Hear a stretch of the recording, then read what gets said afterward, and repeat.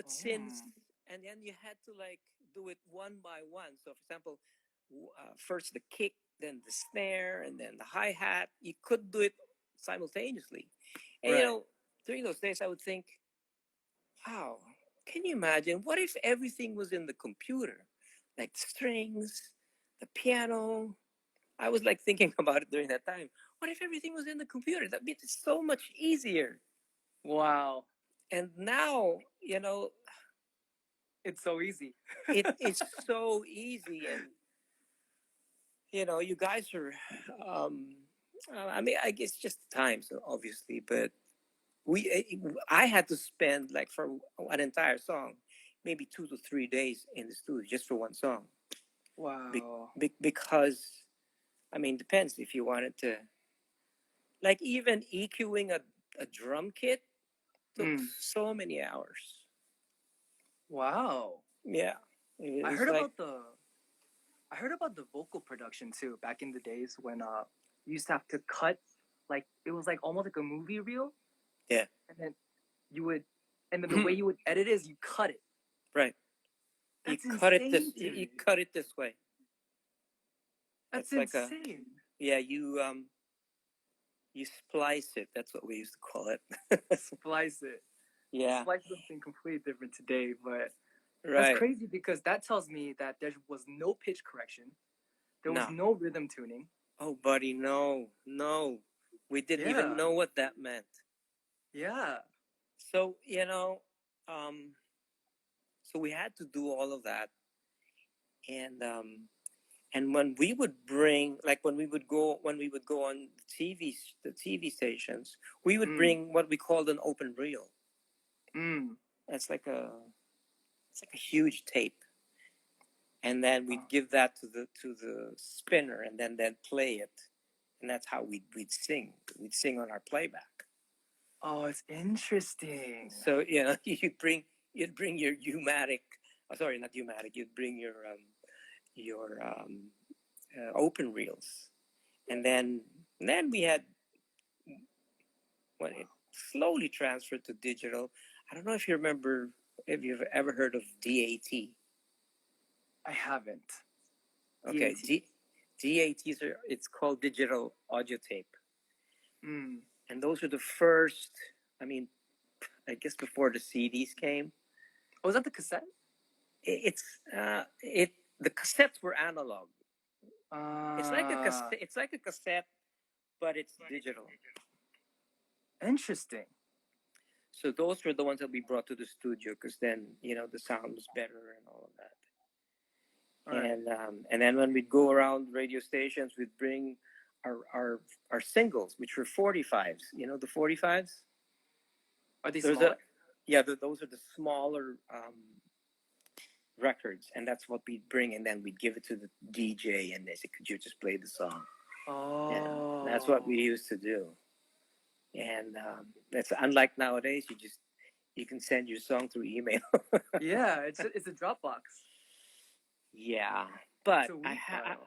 I have to say, I mean, because of streaming and all of the technology and just all of the Mm. platforms, there's so much music being produced, which is fantastic. In an instant, you have access to so much music from around the world, Right. which just never happened before. So, if you look at it from that point of view, I think it's great. You know. Yeah, we have all these international artists these days being recognized, and people are Mm, able to access their music more easily due to the fact that mm, it's open to the public. It's yeah, more yeah, available. I think yeah. that's great. But I honestly I love this age, but I have so much respect, especially for singers from your kind of background who have been in the industry for so long. Because my CEO, his name is JYP. Oh, is that him? That's him. That's my CEO, Okay. and I'm at his company. And I've also heard from him about those days when you would go into the booth and you would have to sing it perfectly, or else you're wasting tape. That's right. So if you weren't really, really talented, there was no way. How old's JYP? JYP is, I don't know. Yeah, Let me check. probably older. But I yeah. think he's in his mid-40s. Oh, well, there you go. That makes me. Well, respect, man. I mean, because I also manage talent, so I've I have two, actually three. One is my daughter. She's part of 88 Rising. Actually, her name's Leila. 88 Paradise. I've heard a song. Oh no, You've heard her song? Yeah. Oh no, she's got a. Go, I think. Oh no, she's got a new one called Clouds. Wait, is that the one that I heard? Paradise is a bit old. I think that's last year. Oh really? Yeah, her new one with 88 Rising is called Clouds. Anyway, that's my daughter. And then another guy his name's Davey Langit. He's an acoustic artist and really wonderful, fantastic guitar player, musician, singer songwriter. And then got another girl. Her name's Lara Maiga, and she's a soprano. She's an opera singer, and she also writes a lot of music. So we're helping all of these young musicians reach their dreams and right.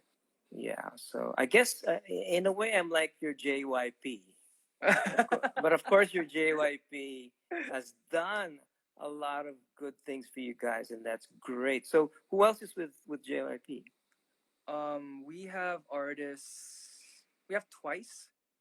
We have Stray Kids. Wow, my son would go nuts. Twice is with you. They're really popular, yeah. Yeah. They're really popular, talented. But I mean, you must have some amazing artists too. Like, how do you pick artists that you want to manage or you want to sign? That's a good question. For me, it's more of when I hear their music. I don't necessarily look into packaging and all of that because I've never been like that.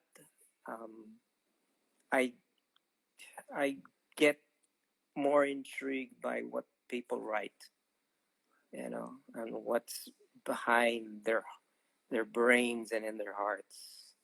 I know that sounds corny, but no. But that's just the way. So you mean lyrical message or like ability? Everything. Just the combination of how you write, how you don't have to be a virtuoso, but I feel like guitar playing and piano playing, it's so, especially as a singer songwriter, it's very, very individualistic. You can't. There's just a way you play music. There's a way you strum your guitar. You do your solos. It's you know what I mean. Of course, you can probably do the most famous solos of all time and do that. But when it comes to playing your own music, that's you. That's just you.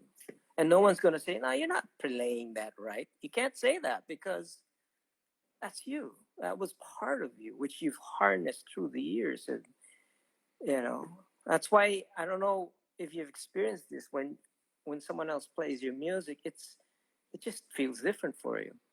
It is. It's always a different experience. But then you appreciate, okay, I like your take on that, or of course it can be bad, but